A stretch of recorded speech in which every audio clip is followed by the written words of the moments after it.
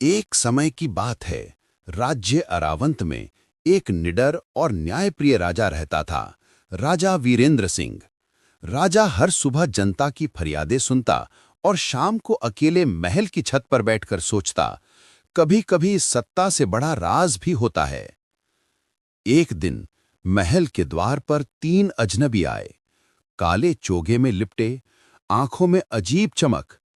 पहले ने कहा, मैं अग्नि हूं, आग को नियंत्रित कर सकता हूं। दूसरे ने कहा, मैं जल हूं, हर प्रवाह को रोक सकता हूं। तीसरा बोला, और मैं छाया हूं, हर सत्य को छिपा या उजागर कर सकता हूं। राजा चकित रह गया। तुम लोग कौन हो?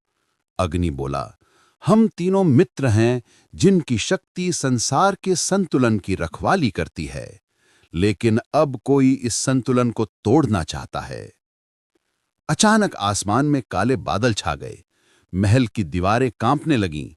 तीनों ने एक साथ कहा, वो आ गया।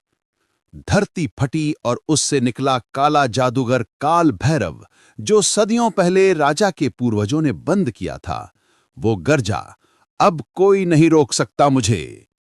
राजा ने तलवार उठाई। अग्नि ने अपनी हथेलियों से आग के गोले छोड़े। जल ने महल के ऊपर से बाढ़ रोक दी और छाया ने पूरे युद्ध क्षेत्र को अंधेरे से ढक दिया। राजा वीरेंद्र सिंह ने काल भैरव पर वार किया, पर उसकी तलवार जादू में फंस गई। तभी छाया ने फुसफुसाया, राजन, शक्ति तलवार में नहीं, इरादे में है। राजा ने अपनी आंखें बंद की, अपने पूर्वजों की प्रतिज्ञा याद की। न्याय के लिए जो भी होगा उसे मैं स्वीकार करूंगा। अचानक उसका शरीर चमक उठा। तीनों मित्रों की शक्तियां राजा में समा गईं। राजा ने एक दहाड़ लगाई, काल भैरव, आज तेरा अंत है। प्रकाश की लहर से पूरा राज्य हिल गया। जब रोशनी थमी तो काल भैरव राख बन चुका था।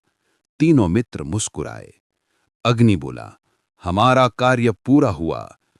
जल बोला, अब संतुलन लौट आया। छाया बोला, पर याद रखना, हर युग में अंधकार लौटता है। राजा ने पूछा, और तुम लोग? तीनों ने कहा, जहां असंतुलन होगा हम फिर लौट आएंगे। और तीनों हवा में विलीन हो गए। राजा वीरेंद्र सिंह अकेले रह गए।